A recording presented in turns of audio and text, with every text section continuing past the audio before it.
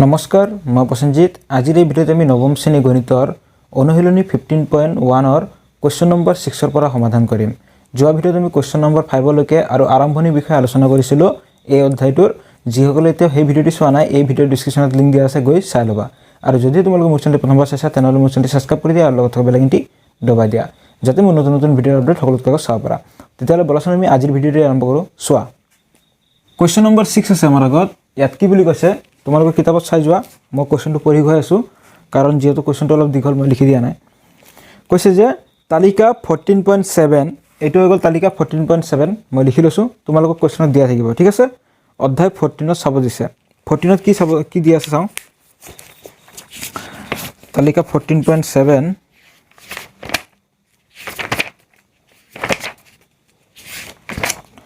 ইয়াত দিয়া আছে পেজ নম্বৰ 287। ইয়াত কি দিয়া আছে, এজন শিক্ষকে 100 নম্বৰৰ গণিতৰ পৰীক্ষাৰ জৰিয়তে ছাত্ৰ ছাত্ৰীৰ দুটা দলৰ পাৰদৰ্শিতা বিশ্লেষণ কৰি চাব বিচাৰিলে। তেওঁলোকৰ পাৰদৰ্শিতালৈ চাই তেওঁলোকে দেখিলে যে অল্প সংখ্যক ছাত্ৰ ছাত্ৰীয়ে 20ৰ তলত আৰু অল্প সংখ্যক ছাত্ৰ ছাত্ৰীয়ে 70 বা ততোধিক নম্বৰ লাভ কৰিছে। গতিকে তেওঁলোকে নম্বৰসমূহক কিছুমান অসমান শ্ৰেণী অন্তৰালত যেনে 0 পৰা 20, 20 পৰা 30 এনেদৰে দিয়া আছে। সিদ্ধান্ত ল'লে যে নিম্নোক্ত তালিকাখন প্ৰস্তুত কৰিছে, ঠিক আছে। মানে 100 নম্বৰৰ পৰীক্ষা লৈছিল এজন শিক্ষকে, তাৰে ভিতৰত ছাত্ৰ ছাত্ৰীয়ে পোৱা নম্বৰবোৰ বিশ্লেষণ কৰিলে, ঠিক আছে। মানে চোৱা, 7জনে পাইছে 0 পৰা 20 ভিতৰত আৰু 10জনে পাইছে 20 পৰা 30 ভিতৰত গণিতৰ পৰীক্ষা, ঠিক আছে। এনেদৰে দিয়া আছে। তেতিয়াহ'লে এই তালিকাটোৰ পৰা আমাক কোৱেশ্চনত কি সুধিছে, কোৱেশ্চনত কৈছে যে 1 নম্বৰত কৈছে গণিতৰ পৰীক্ষাত এজন ছাত্ৰই 20%তকৈ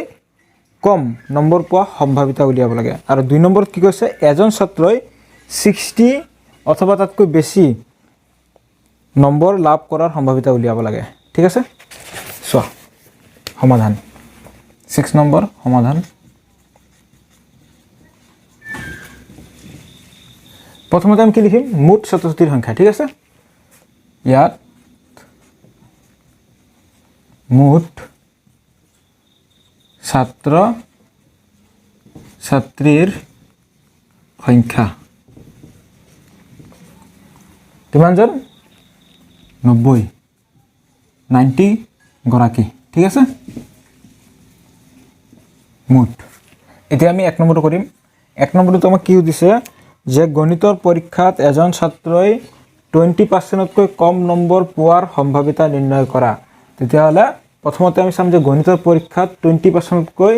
কম নম্বৰ পোৱা ছাত্ৰৰ সংখ্যা কিমান আছে, ঠিক আছে। গণিতৰ পৰীক্ষাত 20%তকৈ কম নম্বৰ পোৱা ছাত্ৰ ছাত্ৰীৰ সংখ্যা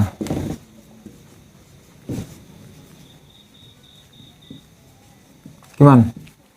চোৱা, 20%তকৈ কম পোৱা ছাত্ৰ ছাত্ৰীৰ সংখ্যা কিমান, 7,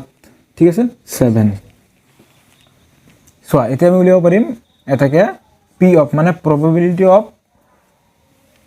20%তকৈ কম নম্বৰ পোৱা ছাত্ৰ ইকুৱেল কি হ'ব, তলত কি থাকে আমাৰ মুঠ ঘটনা কিমান আছিল, 90, ঠিক আছে। ইয়াৰ আগৰ ভিডিঅ'ত আমি এই সূত্ৰটোৰ বিষয়ে আলোচনা কৰিছোঁ, যিসকলে চোৱা নাই চাই ল'বা, ঠিক আছে। আমাৰ কি হয়, সম্ভাৱিতাবোৰ ভগ্নাংশত ওলায় আৰু তলত থাকে মুঠ ঘটনা কিমান আছিল, মুঠ 90, আৰু ওপৰত থাকে যিবোৰত ঘটনাটো ঘটিছে, কোনটোত 20%তকৈ কম ছাত্ৰ ছাত্ৰীৰ সংখ্যা কিমান আছিল, 7, ঠিক আছে। এইখিনিয়ে। তাৰপিছত 2 নম্বৰ কৰিম। এতিয়া 2 নম্বৰত কৈছে যে এজন ছাত্ৰই 60 অথবা তাতকৈ অধিক নম্বৰ লাভ কৰাৰ সম্ভাৱিতা ওলাব লাগে। তেতিয়াহ'লে 60 অথবা তাতোকৈ অধিক নম্বৰ লাভ কৰা ছাত্ৰ ছাত্ৰীৰ সংখ্যা প্ৰথমতে সংখ্যাটো উলিয়াই ল'লে তোমালোকে সম্ভাৱিতা উলিয়াব পাৰিবা কিমান হ'ব চোৱা 60 অথবা তাতকৈ অধিক 60 আমি ক'ৰ পৰা ধৰিম ইটোৰ পৰা ধৰিম ঠিক আছে 60 অথবা তাতকৈ বেছি মানে এই দুটা হ'ব এইটো হ'ব 15 + 8 কিমান হ'ব 23 ঠিক আছে এতিয়া আমি ইয়াৰ কি উলিয়াম সম্ভাৱিতা উলিয়াম p অফ কি হ'ব 60 অথবা তাতকৈ অধিক নম্বৰ লাভ কৰা ছাত্ৰ 60 অথবা তাতকৈ অধিক নম্বৰ লাভ কৰা ছাত্ৰ ইয়াৰ সম্ভাৱিতা কি হ'ব ইকুৱেল ভগ্নাংশত ওলাব সম্ভাৱিতা তলত কি থাকিব আমাৰ মুঠ কিমান আছিল 90 আৰু ওপৰত থাকিব যিটোত নেকি আমাৰ ঘটনা ঘটিছে কোনটোত এইটো 23 কৰাউটি যাবনে নাযায় গতিকে এইটোৱে হ'ব কোৱেশ্চন নম্বৰ 6 ৰ নিৰ্ণয় সমাধান লিখি লোৱা কোৱেশ্চন নম্বৰ 7 আছে আমাৰ আগত ইয়াত কি বুলি কৈছে চোৱা তোমালোকে কিতাপ চাই যোৱা কৈছে যে পৰিসংখ্যা বিজ্ঞান বিষয়টোৰ সম্পৰ্কে ছাত্ৰ ছাত্ৰীৰ মনোভাৱ জনাৰ উদ্দেশ্যে 200 গৰাকী ছাত্ৰ ছাত্ৰীৰ মাজত এটা জৰীপ চলোৱা হৈছিল ঠিক আছে তাৰপিছত কি বুলি কৈছে প্ৰাপ্ত তথ্যসমূহ নিম্নোক্ত তালিকাত উল্লেখ কৰা হ'ল মনোভাৱ কিদৰে জানিলা যে প্ৰিয় মানে পৰিসংখ্যা বিজ্ঞানটো প্ৰিয় ছাত্ৰ ছাত্ৰীৰ সংখ্যা কিমান 135 গৰাকী 200 গৰাকীৰ মাজত তাৰপিছত অপ্ৰিয় 65 গৰাকী ছাত্ৰ ছাত্ৰীৰ ঠিক আছে তাৰপিছত যাদৃচ্ছিকভাৱে বাছনি কৰা এজন ছাত্ৰ বা ছাত্ৰীৰ ক্ষেত্ৰত সম্ভাৱিতা উলিয়াব লাগে যাতে এক নম্বৰত কি উলিয়াব দিছে যে তেওঁ পৰিসংখ্যা বিজ্ঞান বিষয়টো ভাল পায় ইয়াৰ সম্ভাৱিতা উলিয়াব লাগে দুই নম্বৰটো কি বুলি কৈছে তেওঁ পৰিসংখ্যা বিজ্ঞান বিষয়টো ভাল নাপায় ইয়াৰ সম্ভাৱিতা উলিয়াব লাগে চোৱা প্ৰথমতে আমি কি লিখিম মুঠটো লিখি ল'ম ঠিক আছে কোৱেশ্চন নম্বৰ 7 ৰ সমাধান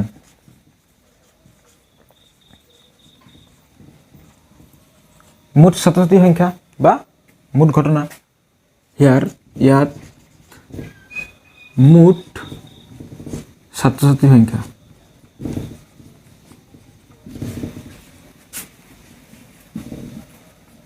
কিমান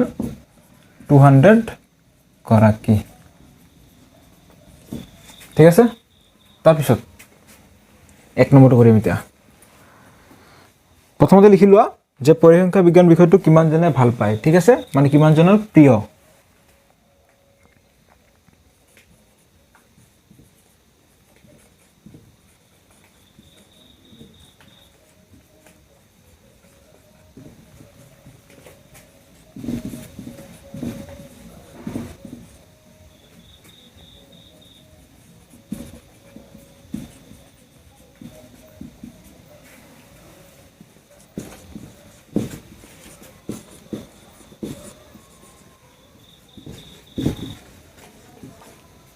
পৰিসংখ্যা বিজ্ঞান বিষয়টো ভাল পোৱা ছাত্ৰ ছাত্ৰীৰ সংখ্যা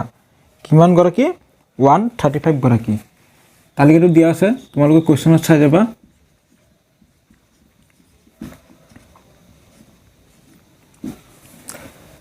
এতেকে ইয়াৰ আমি সম্ভাৱিতা উলিয়াম কিহৰ পৰিসংখ্যা বিজ্ঞান বিষয়টো ভাল পায় ইয়াৰ সম্ভাৱিতা উলিয়াব লাগে p অফ পৰিসংখ্যা বিজ্ঞান বিষয়টো ভাল পায়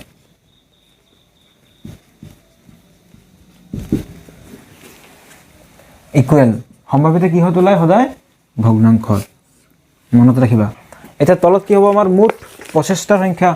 মুঠ প্ৰচেষ্টা কিমান আছে আমাৰ 200 মানে ঘটনা ঠিক আছে আৰু ওপৰত হ'ব যিবোৰত ঘটনা ঘটিছে এটা ঘটনা কিহত ঘটিছে ঘটনাটো হ'ব পৰিসংখ্যা বিজ্ঞান বিষয়টো ভাল পোৱা ছাত্ৰ ছাত্ৰীৰ ক্ষেত্ৰত কিমান গৰাকী 135 তেতিয়ালে ওপৰত লিখিম আমি 135 এটা কথা মনত ৰাখিবা তলত হ'ব আমাৰ মুঠ 25টা সংখ্যা আৰু ওপৰত হ'ব 25টা সংখ্যা যিবোৰত ঘটনা ঘটিছে ঠিক আছে হৈ গ'ল আমাৰ এইখিনিয়ে এটা কটাকটি যাব নিদু কটাকটি আমাৰ 5 দি যাব নেকি 5 দি যাব আমাৰ 200 কিমান হৈ যাব 5 4 গুণ 20 শূন্য 5 দি 5 2 গুণ 10 5 7 গুণ 35 কিমান পালো 27/40 ঠিক আছে এক নম্বৰটো হৈ গ'ল এটা কৰিম আমি দুই নম্বৰটো আমাক কি বুলি কৈছে পৰিসংখ্যা বিজ্ঞান বিষয়টো ভাল নাপায় ইয়াৰ সম্ভাৱিত উলিয়াব লাগে প্ৰথমতে ভাল নোপোৱা ছাত্ৰ-ছাত্ৰীৰ সংখ্যাটো লিখি লোৱা পৰিসংখ্যা বিজ্ঞান বিষয়টো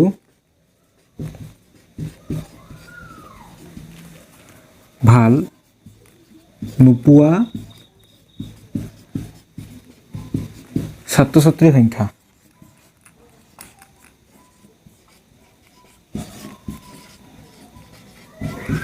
কিমান আছে ইকুৱেল 65 গৰাকী ঠিক আছে এটাকে আমি কি উলিয়াব লাগে ইয়াৰ সম্ভাৱিতা পি অফ পৰিসংখ্যা বিজ্ঞান বিষয়টো ভাল নাপায়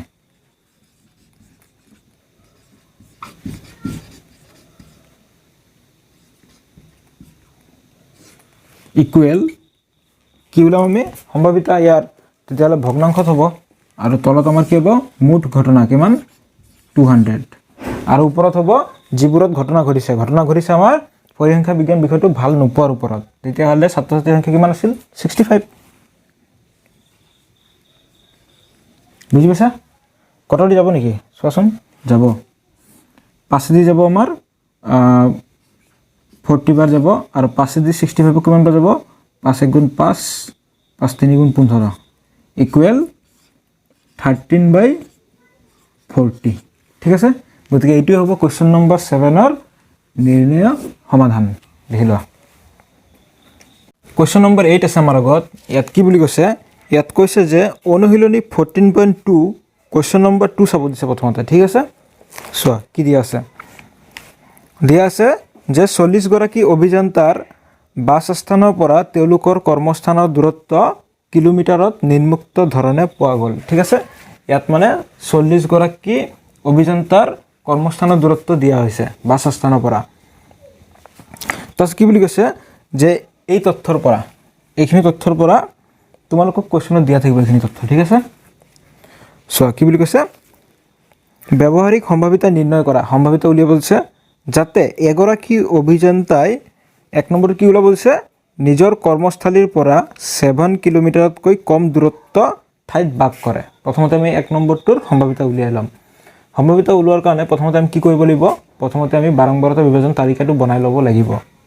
এটো হৈ গ'ল আমাৰ বাৰম্বাৰতা বিভাজন তালিকা য'ত কি থাকিব শ্ৰেণী অন্তৰাল দাগ চিহ্ন বাৰম্বাৰতা এটা শ্ৰেণী অন্তৰাল আমি কিমানৰ পৰা কিমানৰ লৈ ল'ম প্ৰথমটো লৈছো 0 পৰা 7 কিয় কাৰণ আমাক এক নম্বৰ কোৱেশ্চনত কি বুলি কৈছে নিজৰ কৰ্মস্থলীৰ পৰা 7 কিলোমিটাৰতকৈ কম দূৰত্ব ঠাইত বাস কৰে তাৰ সম্ভাৱিতা ওলাব লাগে গতিকে আমি প্ৰথমতে 0 পৰা 7 ল'ম যেহেতু 0 পৰা 7 লৈছো শ্ৰেণী অন্তৰালটো প্ৰথমটো তেতিয়াহ'লে ইয়াত শ্ৰেণী প্ৰস্থ কিমান হৈ গ'ল 7 তেতিয়াহ'লে পিছৰ শ্ৰেণী অন্তৰাল কি হ'ব 7 ৰ পৰা 14 14 ৰ পৰা 21 21 ৰ পৰা 28 28 ৰ পৰা 35 লৈকে ল'লে হৈ যাব কাৰণ আমাৰ হাইয়েষ্ট কিমান আছে দূৰত্ব 32 যেটো নেকি আমাৰ 28 ৰ পৰা 35 ৰ মাজত আহি যাব তেতিয়াহ'লে প্ৰথমতে আমি বাৰম্বাৰতা বিভাজন তালিকাটো বনাই লওঁ এটো বাৰম্বাৰতা মানে অভিযন্তা ঠিক আছে অভিযন্তাৰ সংখ্যা সো দাগ চিহ্ন দিলম প্ৰথমতে 0 পৰা 7 দাগ চিহ্ন মানে কি আমি ইয়াত যিমান বাৰ কাটি যাম সিমান বাৰ দাগ দি যাম সো 0 পৰা 7 ৰ ভিতৰত কেটা আছে অভিযন্তা 1 2 7 টো নহয় দেই 7 টো অন্তৰ্ভুক্ত নহয় 3 4 5 6 7 8 9 কেইটা আছে 9টা 1 2 3 4 5 টো কি হয় এনেকে দিয়া হয় 5 6 7 8 9 বাৰম্বাৰটো 9 তাৰপিছত 7 ৰ পৰা 14 লৈকে চোৱা 7 ৰ পৰা 14 7 টো হ'ব 1 এটো হ'ব 2 3 4 5 6 7 8 9 10 11 12 13 14 15 16 17 কেটা হল 17 টা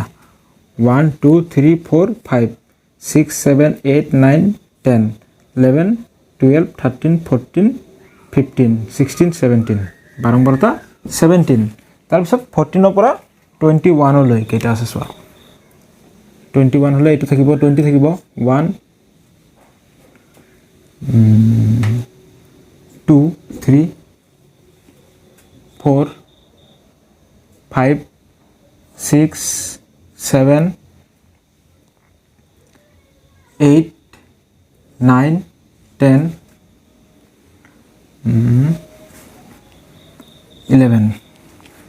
11 টা 1 2 3 4 5 6 7 8 9 10 11 বাৰম্বাৰটা 11 তাৰপিছত 21 ৰ পৰা 28 লৈ চোৱা 21 ৰ পৰা 28 1 এটা আছে তাৰপিছত আৰু কি আছে আমাৰ 28 ৰ পৰা 35 কেটা আছে চোৱা 1 2 তেতিয়াহ'লে মুঠ অভিযান্ত্ৰিক কিমান হ'ব চাম আমি তোমালোকে তলে তলে লিখিবা যেহেতু তলত মোৰ জায়গা নাই গতিকে মই এইফালে লিখি আছো এটাকে মুঠ অভিযন্তা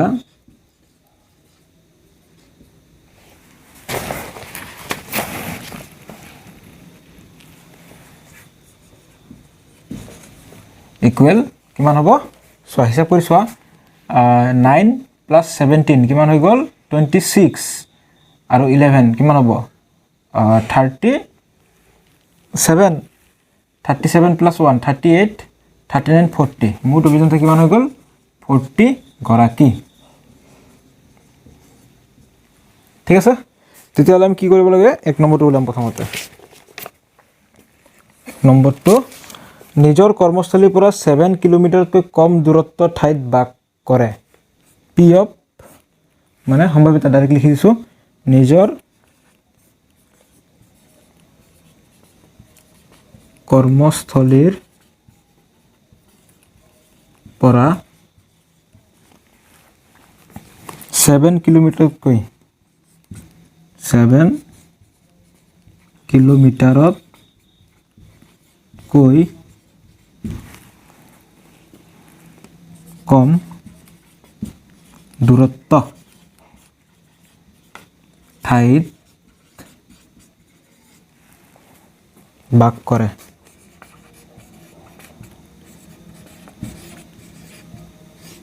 ইকুৱেল কি হ'ব সম্ভাৱিতা সদায় ভগ্নাংশত ওলোৱা হয় আৰু তলত কি থাকিব মুঠ মুঠ কিমান পাইছিলো আমি 40 মুঠ ঘটনা হৈ গ'ল আমাৰ 40 ঠিক আছে আৰু ওপৰত থাকিব যিবোৰত ঘটনা ঘটিছে ঘটনা কিহত ঘটিছে 7 কিলোমিটাৰতকৈ কম দূৰত্ব ঠাইত বাস কৰে অভিযন্তা কিমান গৰাকী 7 তকৈ কম ঠিক আছে কিমান 9 গৰাকী ঠিক আছে কটাউটি নাযায় গতিকে এইটো হ'ব এক নম্বৰটোৰ এনসাৰ এখিনি হল নহয় এতিয়া আমি 2 নম্বৰটো কৰিম চোৱা এতিয়া আমি 2 নম্বৰটো কৰিম ইয়াতে লিখিছো 2 নম্বৰত কি বুলি কৈছে নিজৰ কৰ্মস্থলীৰ পৰা 7 কিলোমিটাৰ বা তাতোকৈ বেছি দূৰত্বৰ ঠাইত বাস কৰে সম্ভাৱিতা উলিয়াব লাগে চোৱা প্ৰথমতে উলিয়াই লোৱা যে 7 কিলোমিটাৰ বা তাতোকৈ বেছি দূৰত্বৰ ঠাইত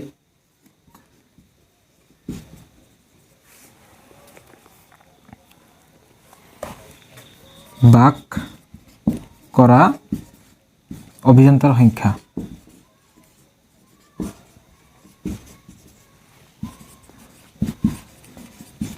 ইকুৱেল কিমান হ'ব চোৱা 7 কিলোমিটাৰ হলে ইয়াৰ পৰা ষ্টাৰ্ট হ'ব ঠিক আছে ইয়াতটো 7 টো অন্তৰ্ভুক্ত নহয় তেতিয়া হলে 7 কিলোমিটাৰ বা ততকৈ বেছি হলে এই গুটেকিটাই হ'ব কিমান হ'ব 17 গৰাকী অভিযন্তা 17 plus 11 plus 1 plus 2 ইকুৱেল কিমান হ'ব এই এটাকিটা প্লাস কৰিলে কিমান হ'ব 31 গৰাকী হ'ব অভিযন্তা ঠিক আছে 31 গৰাকী তেতিয়া হলে ইয়াৰ সম্ভাৱিতা উলিয়াব লাগে এটাকে পি অফ নিজৰ কৰ্মস্থলীৰ পৰা 7 কিলোমিটাৰ বা তাতকৈ বেছি দূৰত্বৰ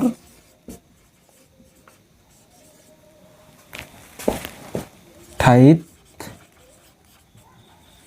বাস কৰা অভিযন্তা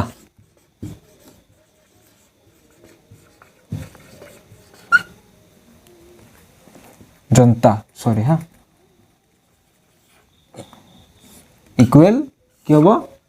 সম্ভাৱিতা সদায় ভগ্নাংশত উলিওৱা হয় তলত থাকিব আমাৰ মুঠ কিমান গৰাকী আছিল অভিযন্তা 40 আৰু ওপৰত হ'ব আমাৰ যেটো দেখি ঘটনা ঘটিছে কিমান 31 ঠিক আছে এটো হ'ব আমাৰ নিৰ্ণয় সম্ভাৱিতা 31/40 বুজি সকলোৱে লিখি লোৱাচোন হৈছে না 2 নম্বৰটো এটা 3 নম্বৰটো কৰিম 3 নম্বৰত কি বুলি কৈছে যে নিজৰ কৰ্মস্থলীৰ পৰা 1/2 মানে আধা কিলোমিটাৰৰ ভিতৰত বাস কৰা অভিযন্তাৰ আমি কি উলাব লাগে সম্ভাৱিতা উলিয়াব লাগে চোৱা প্ৰথমতে কিমান গৰাকী আছে লিখি লোৱা যে নিজৰ কৰ্মস্থলীৰ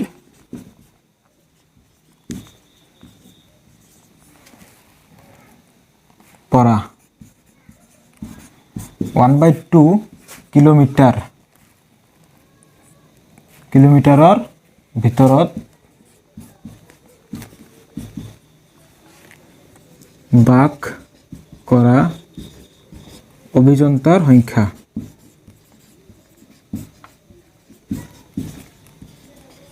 কিমান গৰাকী হ'ব চোৱা ইকুৱেল চোৱাচোন ইয়াত কৰ পৰা ষ্টাৰ্ট হৈছে আমাৰ 0 পৰা তেতিয়ালে 1 2 3 4 5 6 7 এনেকৈ আছে হয়নে তেতিয়ালে আধা কিলোমিটাৰৰ ভিতৰত মানে আধা কিলোমিটাৰতকৈ কম হেনেকুৱা আছে না নাই গতি কিমান হ'ব 0 গৰাকী হ'ব ঠিক আছে হেনেকুৱা ঘটনা ঘটাই নাই ঠিক আছে তেতিয়ালে ইয়াৰ সম্ভাৱিতা কিমান হ'ব চোৱা এটাকে পি অফ কি আছে নিজৰ কৰ্মস্থলীৰ পৰা 1/2 কিলোমিটাৰৰ ভিতৰত বাস কৰে ইকুৱেল সম্ভাৱিত হ'ব ভগ্নাংশত তলত থাকিব আমাৰ মুঠ আৰু ঘটনা ঘটিছে ঘটনা ঘটাই নাই 0 হৈ থাকিব ইকুৱেল কিমান হ'ব 0 40 দি 0 খৰণ কৰিলে 0 হ'ব বুজি পাইছা সকলোৱে লিখি লোৱা কোৱেশ্চন নম্বৰ 11 আছে আমাৰ আগত ইয়াত কি বুলি কৈছে ইয়াত কৈছে যে প্ৰত্যেকতে 5 কেজি বুলি চিহ্নিত কৰা গম আটাৰ 11টা মোনাত প্ৰকৃততে আটাৰ ওজন আছিল নিম্নোক্ত ধৰণৰ ইয়াত দিয়া হৈছে 11টা মোনাৰ গম আটাৰ ওজন ঠিক আছে তাৰপিছত কি বুলি কৈছে যে এই মোনাবোৰৰ পৰা যাদৃচ্ছিকভাৱে বাছনি কৰা কোনোবা এটা মোনাত 5 কেজিতকৈ বেছি আটা থকাৰ সম্ভাৱিতা নিৰ্ণয় কৰা আমি 5 কেজিতকৈ বেছি আটা থকা মোনাৰ সম্ভাৱিতা উলিয়াব লাগে ঠিক আছে তেতিয়াহ'লে প্ৰথমতে ইয়াত মুঠ মোনাৰ সংখ্যা কেইটা লিখি লোৱা মুঠ গম আটাৰ মোনাৰ সংখ্যা মুঠ গম আটাৰ মোনাৰ সংখ্যা কিমান আছে 11টা ঠিক আছে তাৰপিছত আমি কিহৰ সম্ভাৱিতা উলিয়াব লাগে যে এটা মোনাত 5 কেজিতকৈ বেছি আটা থকাৰ সম্ভাৱিতা তেতিয়াহ'লে 5 কেজিতকৈ বেছি আটা থকা মোনাৰ সংখ্যা কিমান উলিয়াই লোৱা তেকে 5 কেজিতকৈ বেছি গম আটা থকা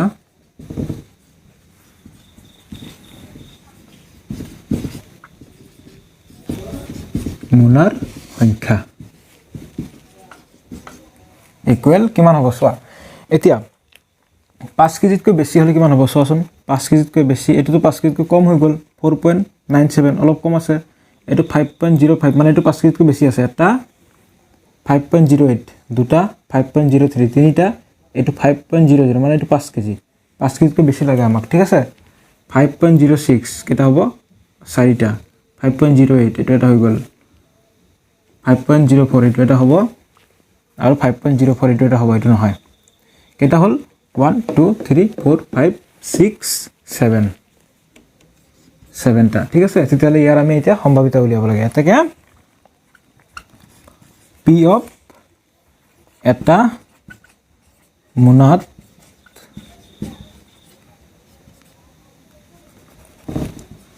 5 কেজিতকৈ বেছি আটা থাকে ইকুৱেল সম্ভাৱিতা আমাৰ কিহত ওলাই ভগ্নাংশত ওলোৱা হয় ঠিক আছে ভগ্নাংশ তলত থাকিব আমাৰ মুঠ কিমান আছে 11টা ঠিক আছে আৰু ওপৰত 7 হৈ গ'ল এটি হ'ব কোৱেশ্চন নম্বৰ 11 ৰ নিৰ্ণয় সলিউশন বুজি পাইছা কলে লিখি লোৱা কোৱেশ্চন নম্বৰ 12 আছে আমাৰ আগত ইয়াত কি বুলি কৈছে সোৱা মই কোৱেশ্চনটো লিখি দিয়া নাই পঢ়ি গৈ আছো তোমালোকে কিতাপত চাই যোৱা কৈছে যে অনুশীলনী 14.2 প্ৰশ্ন 5ত কোনো এখন মহানগৰীৰ 30 দিন ধৰি ppm মানে পাৰ্টস পাৰ মিলিয়ন বায়ুত সালফাৰ ডাই অক্সাইডৰ গাঢ়তা সম্বন্ধীয় এখন বাৰম্বাৰতা বিভাজন তালিকা প্ৰস্তুত কৰিবলৈ তোমালোকক কোৱা হৈছিল মানে কি বুলি কৈছে এখন মহানগৰীৰ 30 দিন ধৰি বায়ুত সালফাৰ ডাই অক্সাইডৰ গাঢ়তা এনেদৰে দিয়া হৈছিল মই তথ্যখিনি অকল লিখি লৈছো তোমালোকক এই তথ্যখিনি কোৱেশ্চনত দিয়া থাকিব ঠিক আছে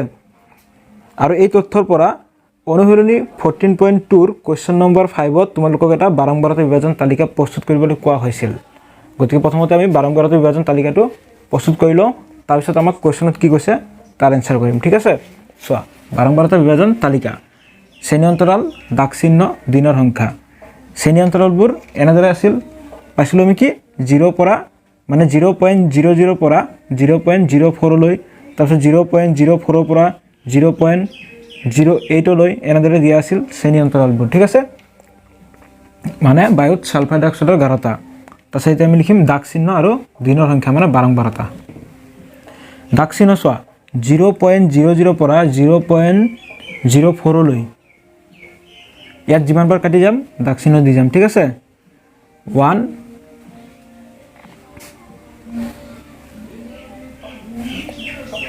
2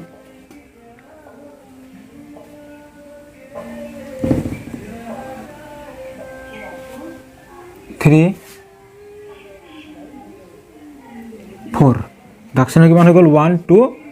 3 4 দিনৰ সংখ্যা 4 তাৰপিছত 0.04 পৰা 0.08 লৈ চোৱা 0.08 টো অন্তৰ্ভুক্ত নহয় 1 2 3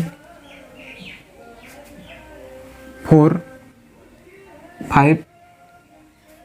6 7 8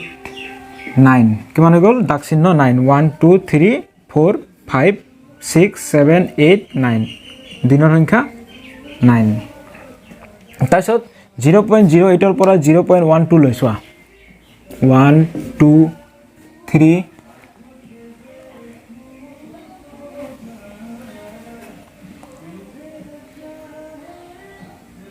4 5 6 7 8 9 দাক্ষিণ কিমান হৈ গ'ল 1 2 3 4 5 6 7 8 9 দিনৰ সংখ্যা 9 তাৰপিছত 0.12 পৰা 0.16 লৈ চোৱা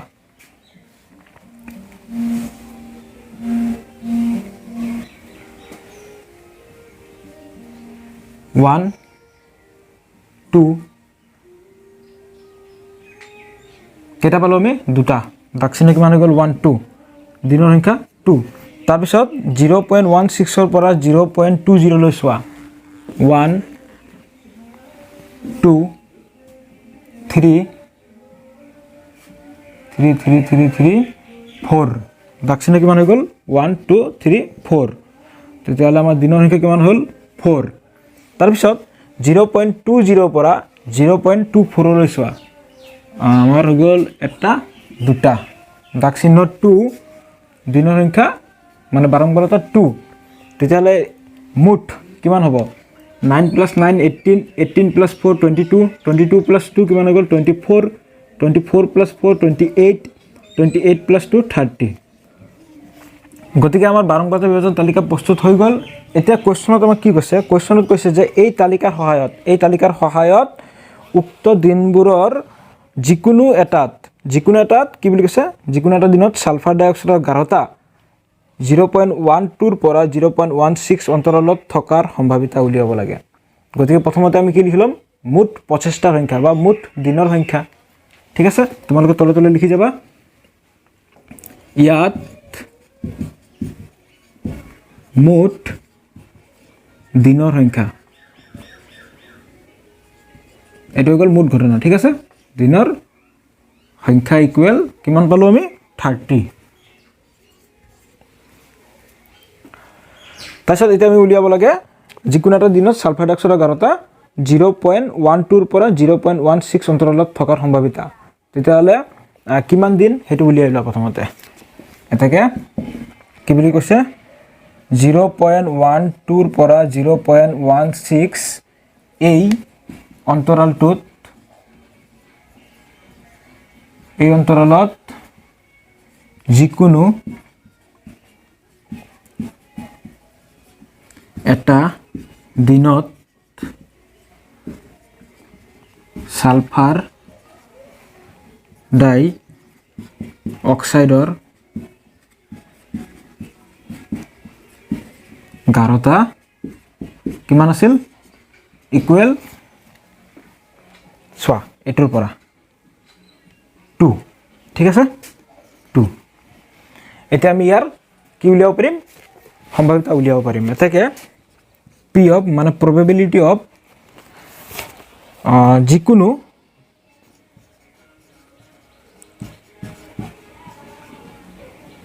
এটা দিনত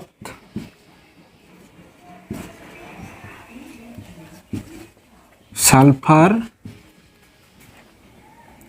ডাই অক্সাইডৰ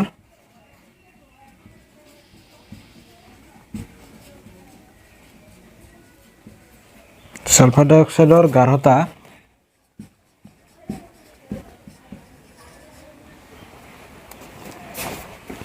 0.12 পৰা 0.16 অন্তৰালত থাকে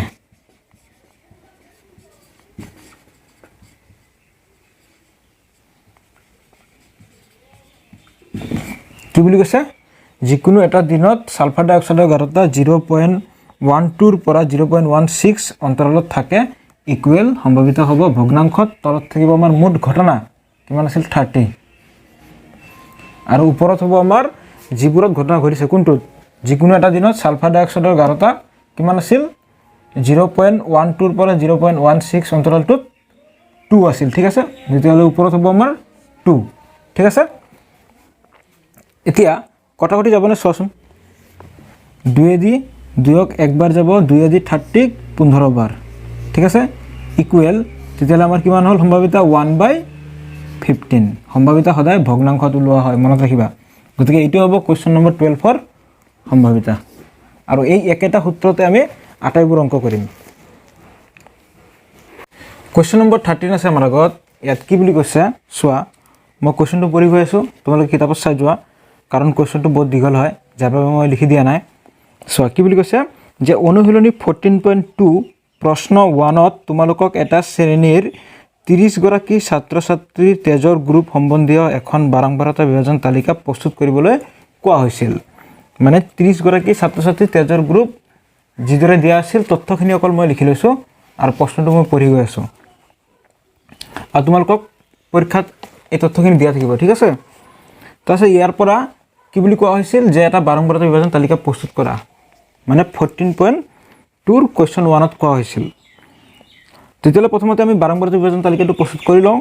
তাৰপিছত আমাক কুৱেশ্যনত কি কৈছে চাম, ঠিক আছে। চোৱা বাৰম্বাৰতা বিভাজন তালিকা, এইফালে লিখিছোঁ তেজৰ গ্ৰুপ, তাৰপিছত এইফালে লিখিছোঁ ছাত্ৰ ছাত্ৰীৰ সংখ্যা। চোৱা তেজৰ গ্ৰুপ এ থকা ছাত্ৰ ছাত্ৰীৰ সংখ্যা কিমান? 1 2 3 4 5 6 7 8 9 9। তাৰপিছত বি গ্ৰুপৰ 1 2 3 4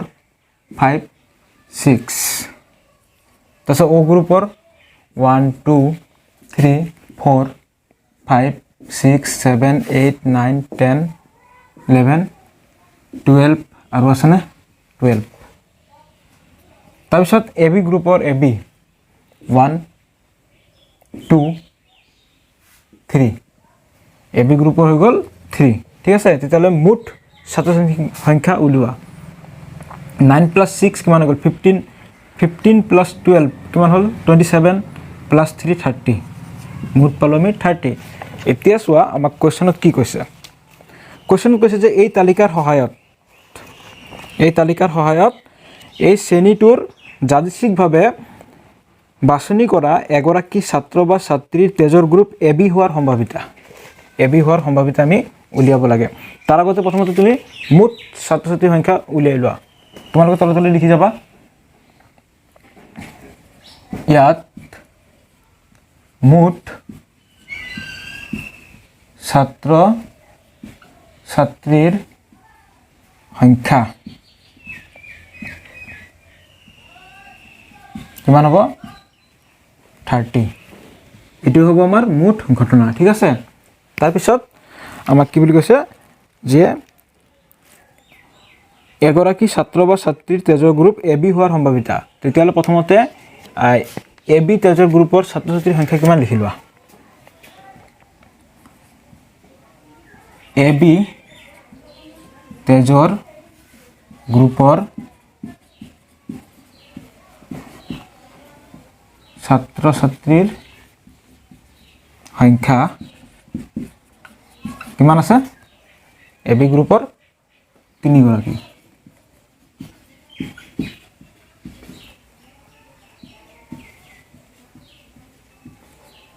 ঠিক আছে, এতিয়া আমি ইয়াৰ সম্ভাৱিতা উলিয়াব লাগে। মানে এতেকে পি অফ শ্ৰেণীটোৰ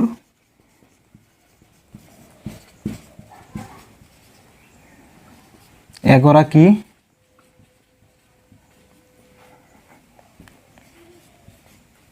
ছাত্ৰ বা ছাত্ৰী তেজৰ গ্ৰুপ